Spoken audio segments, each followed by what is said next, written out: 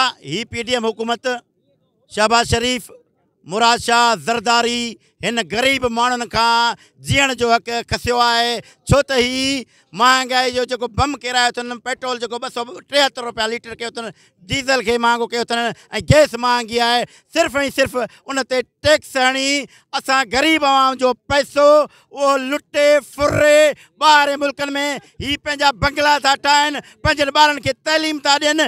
ग़रीब मिसकिन माण्हू, रेड़े वारो, रक्शे वारो जेको ॾियारी 500 रुपया खाए उहो कमाए 160 रुपया जेको अटो हुजे ऐं तेल महांगी हुजे, खंड महांगी आहे। ग़रीब माण्हू मिसकिन किथां वठे ऐं ग़रीब मिसकिन माण्हू जेको मज़ूरी करे उहो पंहिंजे ॿारनि खे तइलीम किथां ॾियारे, सिहत किथां ॾियारे ऐं दवाऊं किथां वठी ॾिए। हालत इहा आहे त ही ज़ालिम हुकुमरान हाणे फिरौन थी चुका आहिनि।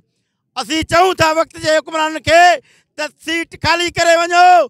ही तव्हां जेका करप्शन कई आहे, हे हथरादू करप्शन था कयो बि था, लुटियो था, फुरियो था, मुल्क तबाह था कयो, पाकिस्तान था तबाह था कयो। असीं सुप्रीम कोर्ट खे चऊं था, चीफ जस्टिस ऑफ पाकिस्तान खे चऊं था, खुदा रा इन ज़ालिम हुकुमरान खे घर भेड़ करे फेयर इलेक्शन करायो, पाकिस्तान में चूंडू करायो, न त पाकिस्तान तव्हां खां कोन बचंदो। छो त ही लुटेरा ऐं डाकू ऐं दाड़ेल ऐं फुरू आहिनि। सिंध यूनाइटेड पार्टी सैयद ज़ैन शाह इन महांगाई के खिलाफ़ जेको सकर खां पैदल मार्च निकितो आहे, कल खां वठी बंदि बि थो हले। असीं ग़रीब माण्हुनि खे चऊं था त खुदा रा तव्हां बि सुजाॻ थियो, हिन ज़ालिम हुकुमराननि खे वोट न ॾियो।